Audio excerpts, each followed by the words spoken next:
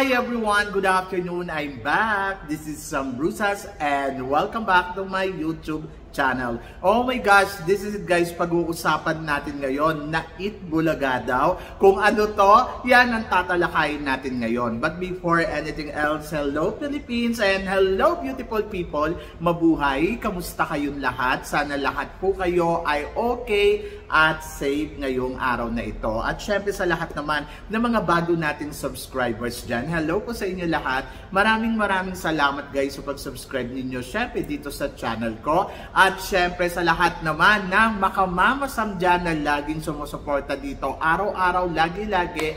Maraming salamat guys sa inyong lahat. Syempre usapang reaction tayo dito sa naganap na Miss International Queen Philippines 2025. Yes! Oh my gosh, kagabi nga kinoronahan na ang bagong reyna. And then ayun, nasabi ng kadamihan ay na-Eat Bulaga daw tayo ng bonggang-bongga. So kagabi, grabe, sobrang panalo ang bakbakan dito sa Miss International Queen, kung saan naman talaga ay nako, yung mga candidates ay kanya-kanyang eksena. Mula sa host, ay nako, ang galing ng host, si Kalad Karen at saka yung partner niya, bonggang-bongga. So maganda yung chemistry nilang dalawa. Maganda din yung entablado ng Miss International Queen Philippines. Talagang sumabay siya sa Miss International Queen Thailand. Oo, grabe. Sobrang gusto ko yung mga eksena, yung mga paandar. And then, of course, magagaling din yung mga candidates. Kudos naman sa mga kandidata ngayong taon na to. Talagang winner na winner. Pero syempre, marami ang nagtaas ng kilay ng manalo. Syempre, si Ann Lorenzo Diaz, kung saan sinasabi nila, bakit siya ang nanalo? Si Ann Patricia Lorenzo Diaz, di ba? So, maraming naloka, sabing gano'n, na Eat Bulaga daw ang Pilipinas. So, maraming nagde-react sa social media na kung may El Tocuyo. Kasi nga, ang gusto nga nila manalo ay si Kurt. Si Kurt. And then, isa din sa mga malakas na nakita natin, syempre si Mikay, no? Maganda din si Mikay at talagang palaban din. So, ano ba yung reaction ko dyan? Syempre nalungkot ako kasi isa sa mga tinitingnan ko na pwedeng manalo dito ay si Kurt. At nakita naman natin kagabi na talagang sobrang panalo. Panalo siya ng Best in Evening Gown. So sabi ko ay naku, mukhang ito na talaga. And then plus yung ganda talaga niya, sumasabay talaga sa eksena. Pag tinignan mo siya sa camera, wow, winner. Pero hindi ko lang gusto yung swimsuit round niya. Medyo disappointed ako dun sa balakang niya, sa may bandang hita niya na hindi ko alam kung ano yun, botox ba yun? So yun, so basta medyo naloka ako sa kanila. Parang mas gusto ko yung natural legs lang na dapat payat lang tapos firm, ganon. Pero ewan ko kung ano ba mga pinaggagawa nila. And then si Mikay, magaling din si Mikay. Isa din sa mga parang iniisip ko, naku baka mag last two standing kagabi si Mikay at saka si Kurt. Ayun yung iniisip ko kasi si Mikay siya ang kumuha ng Best in Swimsuit. Pero syempre ginulat tayo na lahat kasi nga ayun nga, ang nag-last two standing ay hindi yung inaasahan natin.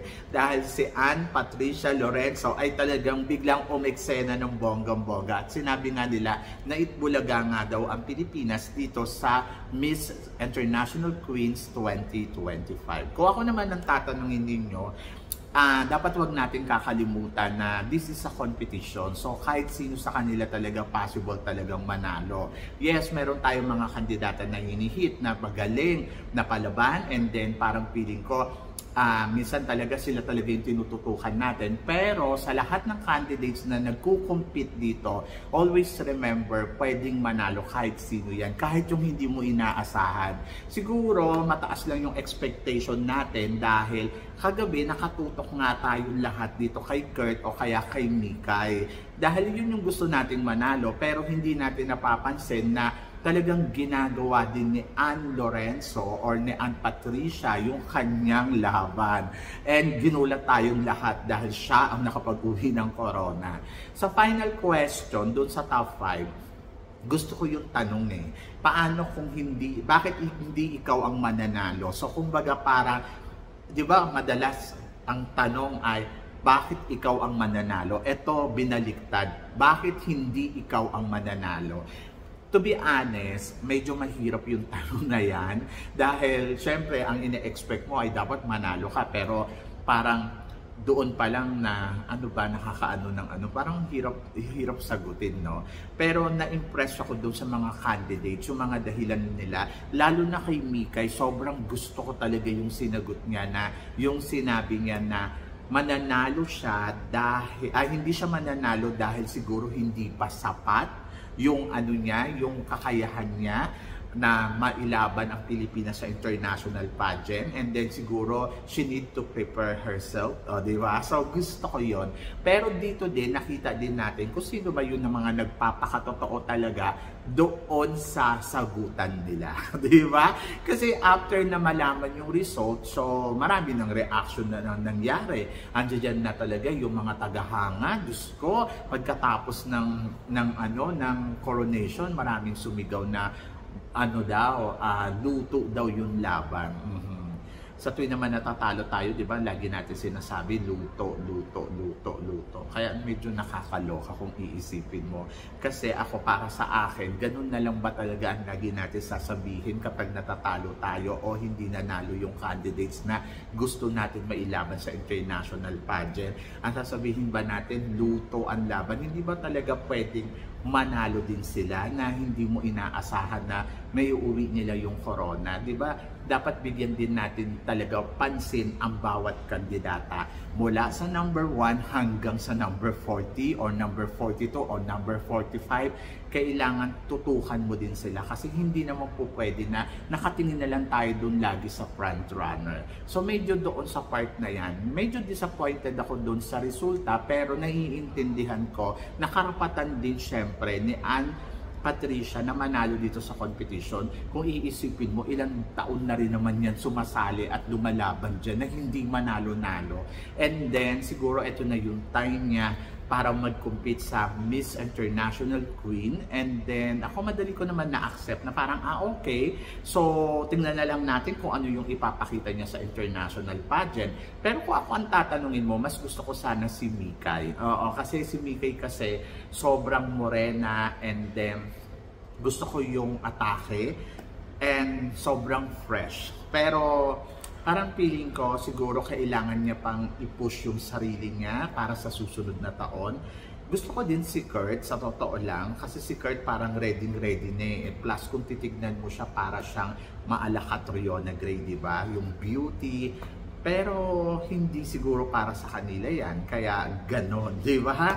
So, yes, malungkot, but sige, tingnan natin kung ano ang maipapakita ni Patricia para sa laban niya dito sa Bangkok, Thailand. Actually, nakita ko siya nung Gay Pride dito eh. Nakita ko siya in person, outdoor. Maganda naman siya. Actually, yung napansin ko siya, sabi ko, ang ganda naman ng babaitang to.